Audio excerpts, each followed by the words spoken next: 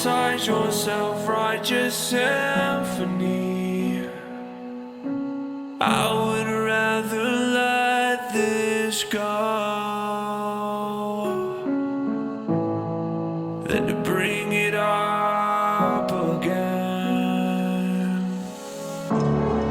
But everyone I know, they're afraid of their own skin,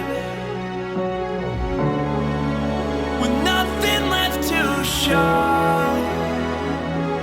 We're afraid of where we've been. You gotta let me in. I'm not a mark, barely your friend. Drowning in water, I lend you my hand. Falling the leather, release my regret. Is this all you wanted? It's all in your head.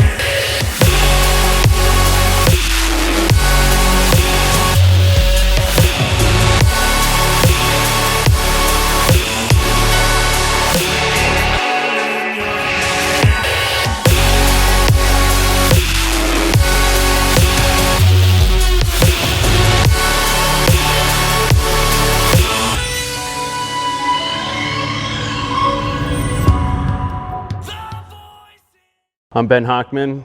This is Hochman Fabrication and Speed, and you're here with me and the black Zenith Evo, which is our shop car and our primary basis for advertising here at the shop. What got me into cars in the first place is what most people would expect. Fast and Furious definitely sparked that fire for me a long, long time ago. As far as anyone in my family goes, I'm the only one that is into cars. Most of my family doesn't know where I got it from or how I got into them or why I'm so interested in them. I mean, they get the concept of why I'm into them, but I'm the only automotively inclined family member. I had a grandfather who used to work in the Ford Motor Company along the assembly lines, and I think that's really where the bloodline and working with your hands and heritage for the trade came from. Where this all started for me and what snowballed it into where it is today goes back to being in college and wanting a fast car. I had to have something fast along the lines of the theme of course, Fast and Furious. So I wanted a WRX, and it was just too fast of a car, so in my parents' mind. And of course, at that age, I needed some assistance, and really, they had a big say, of course, in what vehicle I was gonna get. So we ended up getting the 2.5 RS, which they thought was a lot more my speed. And naturally, I went to college with that car and did what most kids do. I raced it on the street, in the cornfields, on Sunday nights, late at night, and eventually met some people that got me on the right track and took me to the first racetrack, because being in Colorado where I went to school in college, Bandimere Speedway was the home racetrack. So they took me there, and I was very quickly humbled as to what real fast cars are. So I decided at that point I needed to have a faster car, and the quickest way to do that, of course, was to put a nitro shot on it. So I bought a 50 shot of nitrous, which is just a simple dry shot, an SAFC controller, and decided that's what I was gonna do. And of course, with my parents not being automotive people and Fast and Furious still being, you know, the real definition of what people thought was what nitrous does, which is really blow things up rather than create real horsepower. He told me he would like basically disown me at that point for doing anything of that nature. And it was one of those moments in life that I decided I had to do what I had to do and follow my passion. And I put that shot on the car and decided that I was gonna do a bunch of racing at Bandimere for that reason. We did a lot of bracket racing, which is really how you get into drag racing. It's handicapped in the sense that you do a lot of testing, figure out really what the car could run, and then you post that time so that when you get into competition and eliminations, anybody can win, because the light goes green for the slower car first. And the difference in how fast the light goes green between the cars is based on what time those people have posted on their cars. So if you've got a 10-second car and a 12-second car, the lights go green for the 12-second car first, And then 2 seconds later, it goes green for the next car, which is 10 seconds. And by the time it gets to the finish line, it's literally neck and neck. So it's the most consistent driver that wins that race. And if you go faster than that time, you're automatically disqualified. So it really narrows down where you need to be on the track. We were winning races left and right. And not too long thereafter, my father and family, who were really against this whole deal, wanted to know when they could come and see the races, and they wanted to support me, and the rest is history. Of course, I moved into an STI, which then became a real fast race car. We were going through the school of hard knocks at that point. You know, first thing I did was put on a couple of bolt-ons, a boost controller, literally no tune on the car, and within months I cracked the piston. So long story short, we went through that whole car and did a lot of racing. Ended up getting the D-Sport magazine, raced in Pinks All Out. I mean, there was a lot of accolades that came with that car. Ultimately, through meeting my wife today, who I'm still married to, we were high school sweethearts and met in high school.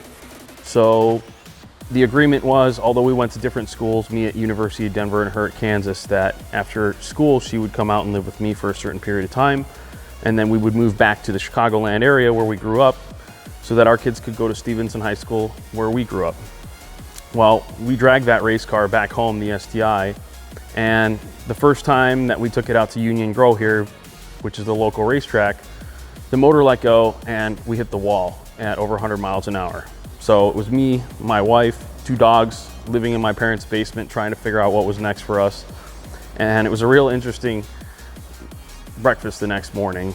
You know, parents were looking at me wondering what I was gonna do. So we sold that car, and it was literally the next day I posted it up, and a local friend of mine today now ended up buying it, and it was out of the picture for a while, and I was a real lost soul.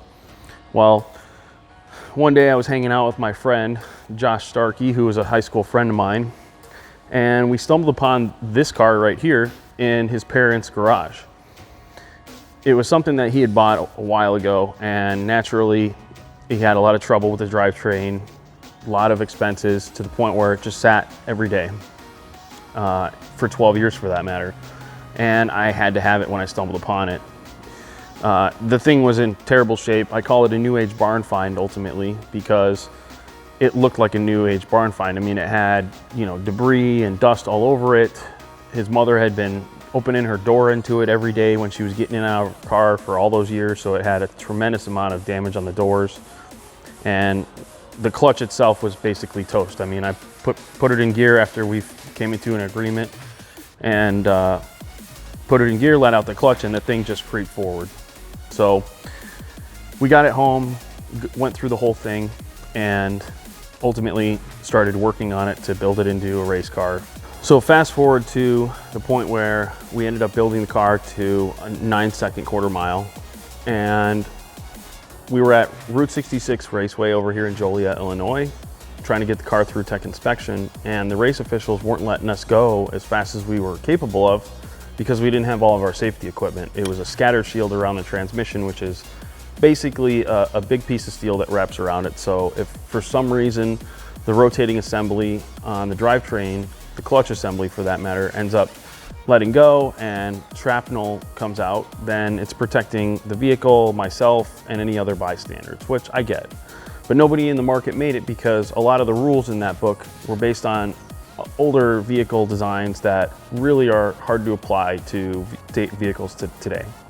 So nobody in the market makes it. And the officials just told me, hey, if you know how to fabricate, which at the time I did, but it was just at home, he said, you need to make one. So I said, okay. I went home, I designed one, and posted some pictures, of course, on Facebook along the way, and things just blew up from there. People were hitting me up left and right, wanting to buy one. So I ended up taking deposits, creating a systematic way of filling orders, keeping people informed, and that's where Hochman Fabrication and Speed was truly born. We still make scatter shields today for a variety of import vehicles and many other products now. What was my first car? My first car was not even really my own first car. You know, my my own first car was really something that's not as embarrassing or funny. But my sister owned a baby blue Ford Contour, and that was essentially the car I was driving around in first. Right after you get your license, right? That's your car that you're driving around in. And the first modification that I ended up doing to that thing, sadly enough, was taking out the reverse bulbs and the dome light bulbs, taking a permanent blue marker or purple marker, I can't really remember what color, and coloring them and then putting them back in so that they would, you know, emulate whatever color that was.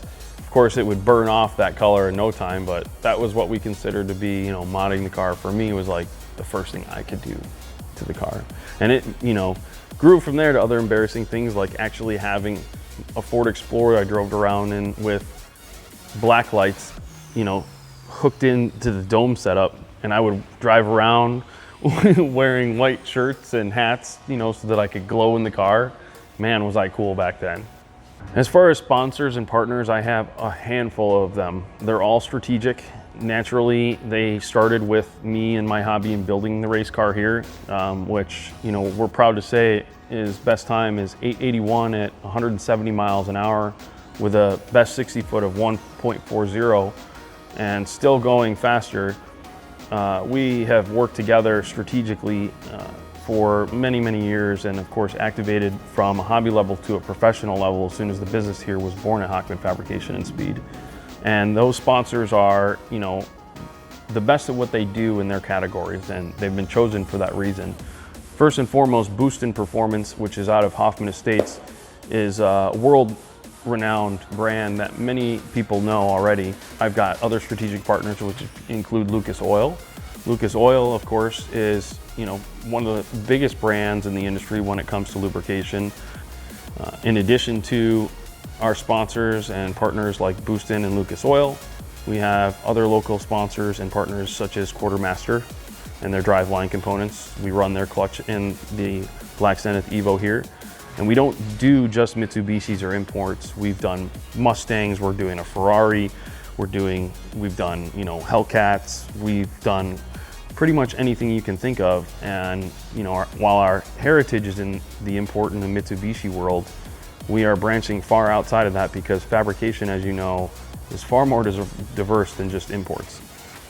If there was anybody that I had to thank for anything along the way, it would, you know, first and foremost have to be my father, Joel, who has been a trusted advisor through thick and thin, and of course my mother, and, you know, thirdly my wife.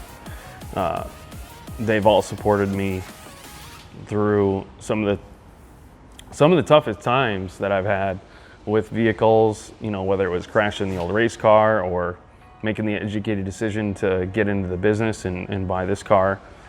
No matter what, even in scenarios where, I mean, even myself was questioning whether or not I was capable or it was the right decision. If I was pushing forward with confidence, they were behind me on it. So definitely my wife, my father, and my mother, they are the ones that none of this would be possible without.